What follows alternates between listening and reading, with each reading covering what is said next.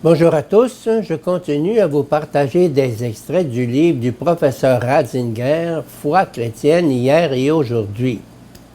La foi, prendre appui, comprendre.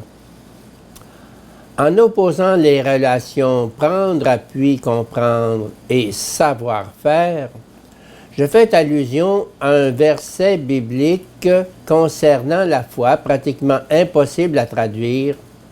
Luther a essayé de rendre le jeu de mots profond dans la formule « Si vous ne croyez pas, vous ne subsisterez pas ». Plus littéralement, nous pourrions traduire « Si vous ne tenez pas à moi, vous ne tiendrez pas ». Isaïe 7,9. La racine « amen » comprend à elle seule plusieurs significations dont la parenté et les nuances font la subtile richesse de ce verset. Elle peut signifier vérité, solidité, ferme appui, ou encore fidélité, se fier, se confier, prendre appui, avoir foi. Ainsi, croire en Dieu, c'est adhérer à Dieu, et grâce à cette adhésion, l'homme gagne un appui ferme pour sa vie. Croire, c'est prendre pied, s'appuyer avec confiance sur le fondement de la parole de Dieu. Les Septante, traduction grecque de l'Ancien Testament, ont traduit ce verset en l'infléchissant dans le sens de la pensée grecque. Si vous ne croyez pas, vous ne comprendrez pas. Selon certains exégètes, nous assisterions ici au processus d'hellénisation, déviation de la pensée biblique originelle. La foi aurait été intellectualisée. Au lieu d'exprimer l'attitude confiante qui s'appuie sur la parole indéfectible de Dieu, la foi est mise en relation avec l'intelligence, avec la raison, et placée sur un plan totalement différent et complètement inadéquat. Il y a sans doute une part de vérité, mais à mon sens, on peut dire que par rapport à l'ensemble et dans des catégories différentes, l'essentiel est sauf.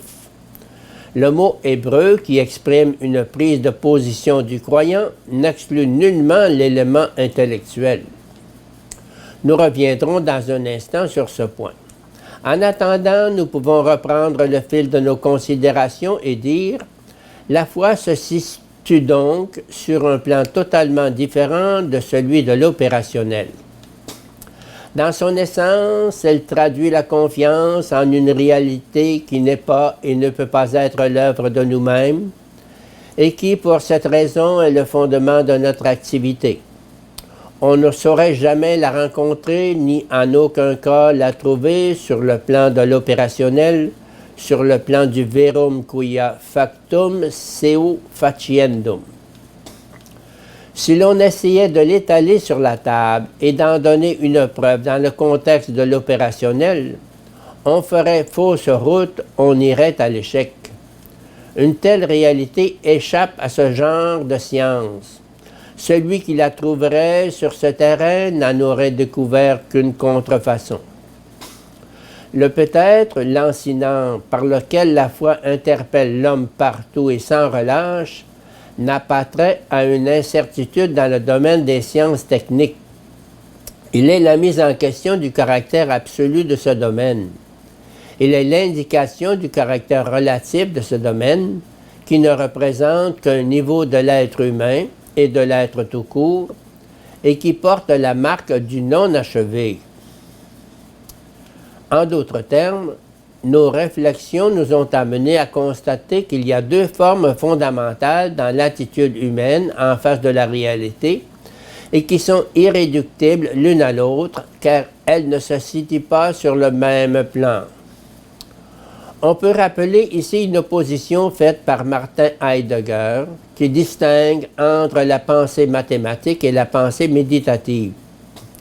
Les deux sont parfaitement légitimes et même nécessaires, mais pour cette raison même, elles sont irréductibles l'une à l'autre. Les deux formes doivent exister, la pensée mathématique ordonnée à l'opérationnel et la pensée spéculative qui réfléchit sur l'être. Le philosophe fribourgeois n'a pas tout à fait tort quand il exprime son appréhension que, dans un temps où la pensée mathématique fête ses triomphes les plus éclatants, l'homme est menacé plus que jamais du manque de réflexion en évitant de penser. Uniquement préoccupé de l'opérationnel, il risque d'oublier le retour sur lui-même, de réfléchir sur le sens de son être. Sans doute, cette tentation est-elle de tous les temps. Ainsi, au XIIIe siècle, le grand théologien franciscain Bonaventure se crut obligé de reprocher à ses collègues de la faculté de philosophie à Paris d'avoir appris à mesurer le monde, mais d'avoir désappris à se mesurer eux-mêmes. Autrement dit, la foi telle que le credo la conçoit n'est pas une forme inachevée du savoir, une opinion que l'on pourrait ou devrait transposer en termes de savoir opérationnel.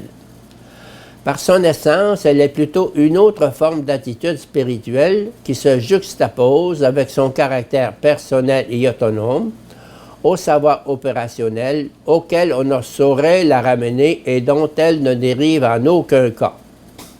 Car la foi n'est pas ordonnée au domaine de la technique et de l'histoire, bien qu'elle ait rapport aux deux. Elle est du ressort des options fondamentales de l'homme qui demandent inévitablement une réponse. Cette réponse, de par son essence, ne peut revêtir qu'une forme que nous appelons la foi. Il est indispensable, me semble-t-il, d'en avoir une idée très nette. Tout homme doit prendre position d'une manière ou d'une autre à l'égard des options fondamentales de l'existence. Il ne peut le faire que sous la forme d'une foi. Il y a un domaine qui n'admet pas d'autre réponse que la foi. Il n'est au pouvoir de personne de l'éviter entièrement. D'une certaine manière, tout homme est obligé d'avoir une foi.